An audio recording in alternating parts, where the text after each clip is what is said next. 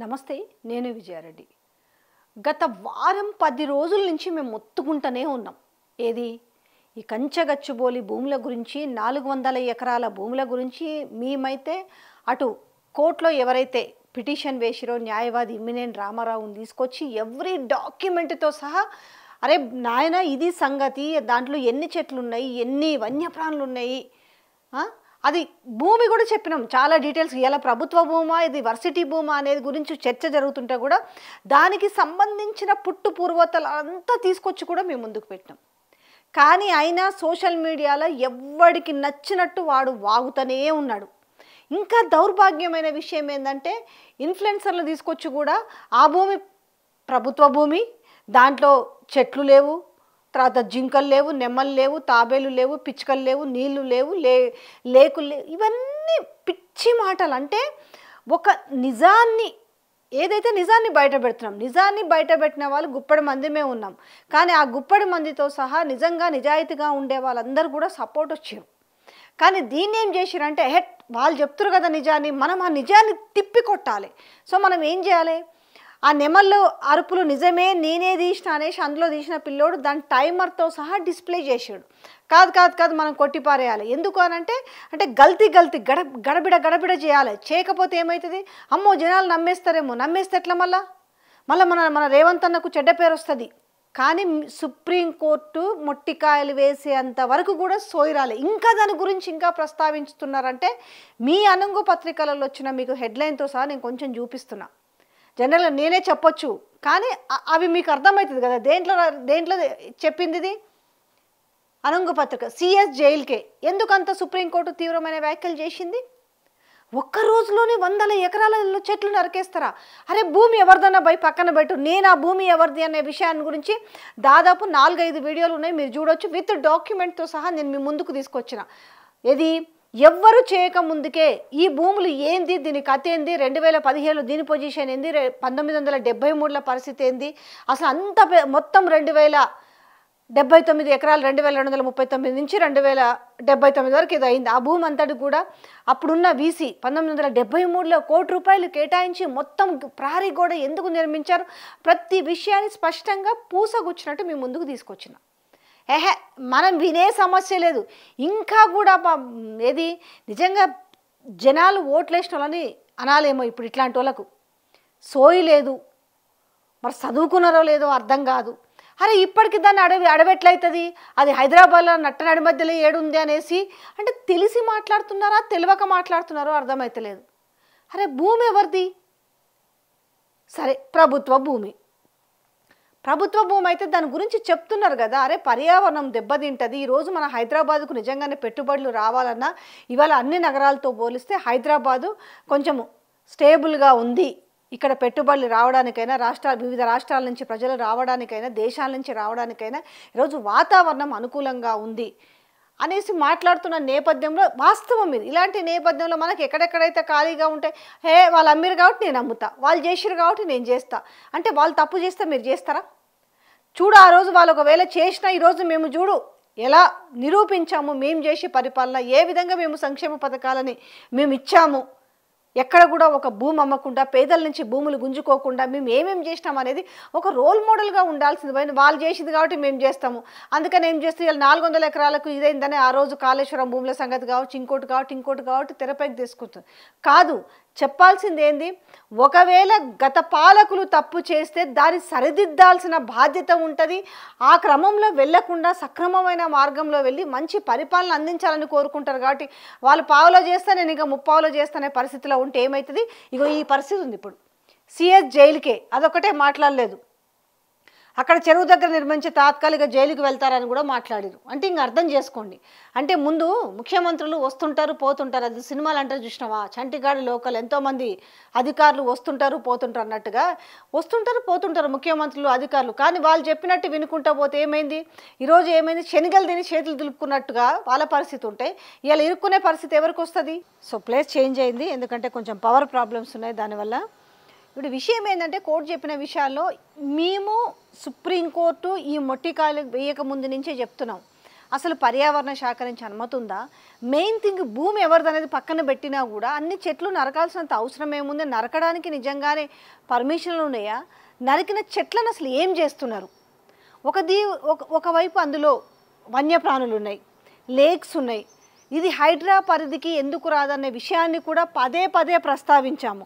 కానీ దీన్ని ఎక్కడ కూడా అంటే ఏమీ లేవాడా అంటే రేవంత్ రెడ్డికి దొరికిపోవడము చాలా ఈజియెస్ట్ థింగ్ అనుకుంటా. ఎందుకంటే గతంలో ఆయన ఏదున్నా కూడా ఎలా ఎదిగిండు అనే విషయాన్ని నిజంగా ఆయన చిటికలు వేసుకుంటూ ఎదిగిన విషయం కావచ్చు, లేకపోతే ఆయనకి ఈజియెస్ట్ థింగ్ కావచ్చు.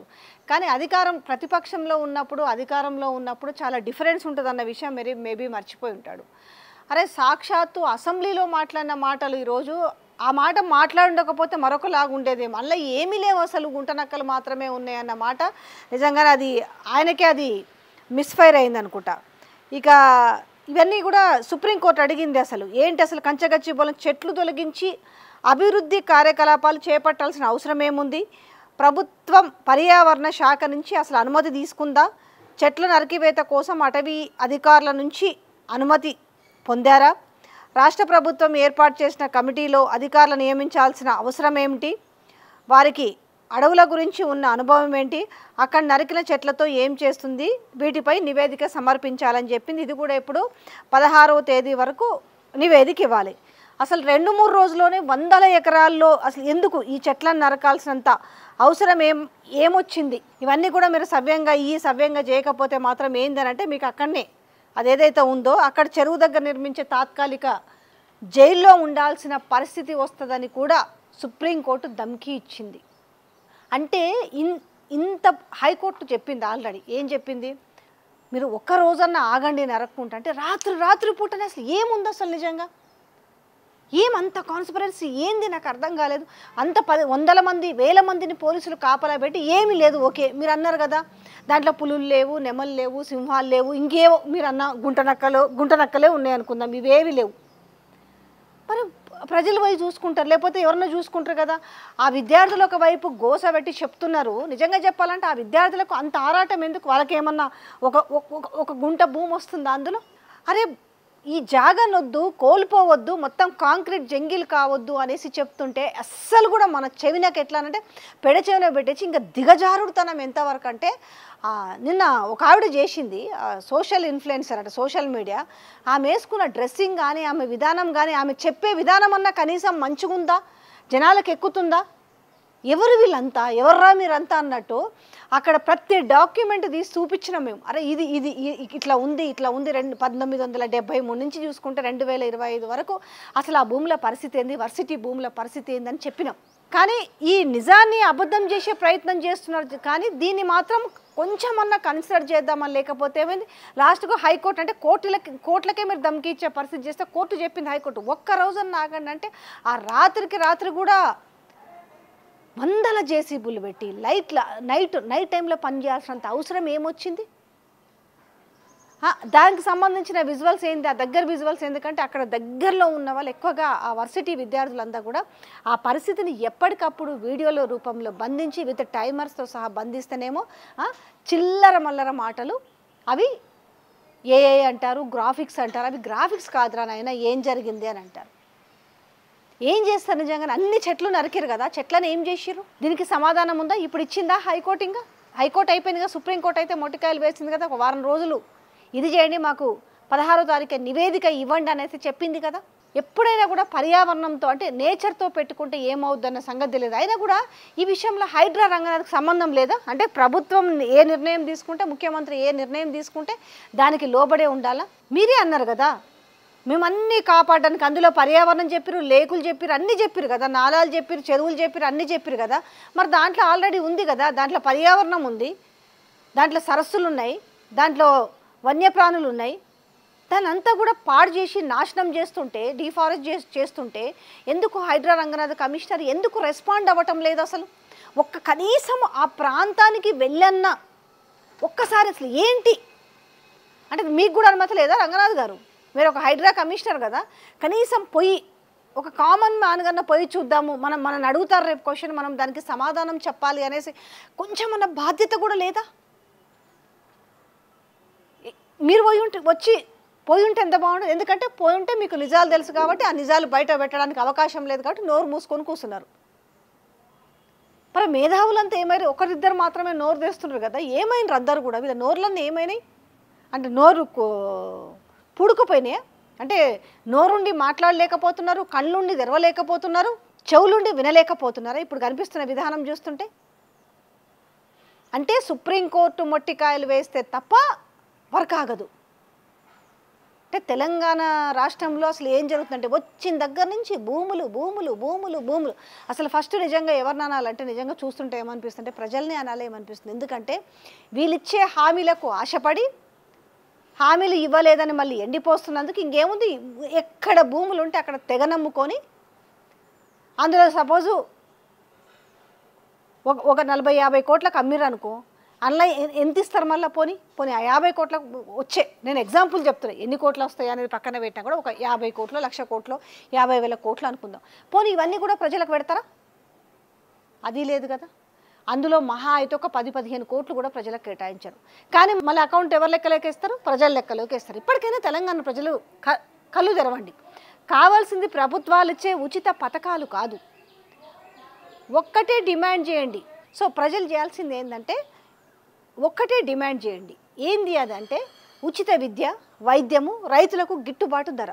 ఇవి చాలవు. ఇవి కనుక మీరు డిమాండ్ చేయగలిగితే రేపు ఏ ప్రభుత్వాలు వచ్చినా ఈ రకంగా భూములు తెగనమ్మే అవసరం ఉండదు. లేదు అనంటే మీరు అడ్డగోలుగా వాళ్ళు ప్రభుత్వాలు హామీ ఇవ్వడము, మీరు వాటి కోసం ఎదురు చూడడము, ఇవ్వలేదనేసి వాళ్ళ మీద మళ్ళీ దుమ్మెత్తిపోసిన నేపథ్యంలో ఏమవుతుంది, మేము ఇవన్నీ తెగనం. ఎందుకంటే ఇక్కడ ప్రజల్ని సాగుగా చూపిస్తారు. ఒక అభివృద్ధి అనే పేరుతోటి ఎవడన్నా కూడా అడవుల్ని నరికేసుకొని, అదొక అడవే కదా. అలాంటి దాన్ని ఈరోజు ఉన్నదాన్ని తెగనమ్ముకొని రేపు అది అమ్ముతారు, రేపు దాన్ని అమ్ముతారు, కాంక్రీట్ జంగిల్ చేస్తారు, రేపు కేబీఆర్ పార్కులు, ఇట్లా ఎన్ని ఉన్నాయి. హాస్యాస్పదమైన విషయం ఏంటనంటే ఈమె ఎక్కడ పోయింది అసలు? అటవీ శాఖ మంత్రి సినిమా వాళ్ళ గురించి మాట్లాడుతుంది కదా. ఈ సినిమా వాళ్ళ గురించి మాట్లాడే మంత్రికి ఇవాళ పర్యావరణం అంతా కూడా నాశనం అయిపోతుంటే సుప్రీంకోర్టు మొట్టికాయలు వేస్తున్నప్పటికీ కూడా ఆమె ఒక్కసారన్నా కూడా మీడియా ముందుకొచ్చో లేకపోతే ఒక వీడియో మెసేజో ఆడియో మెసేజో కూడా తను పాస్ చేయలేకపోయిందంటే నిజంగానే ఆమెకు ఈ మంత్రి పదవి అవసరమా అనే చర్చ కూడా నడుస్తుంది. ఓవరాల్గా ఆలోచించాల్సింది ఏంటంటే తెలంగాణ ప్రజలు ఏం జరుగుతుంది, ప్రభుత్వం తీసుకున్న నిర్ణయాలు ఏంటి, దాన్ని ఏ విధంగా ఎదుర్కోవాలని తెలంగాణ ప్రజలు ఆలోచించాలి. సుప్రీంకోర్టు మొట్టికాయలు వేసింది, ఎట్టి పరిస్థితుల్లో అక్కడ ఏమీ జరగకూడదు అనే దాన్ని తెలంగాణ ప్రజలకు కూడా ప్రతి ఒక్కరు బాధ్యతగా భావించాలి.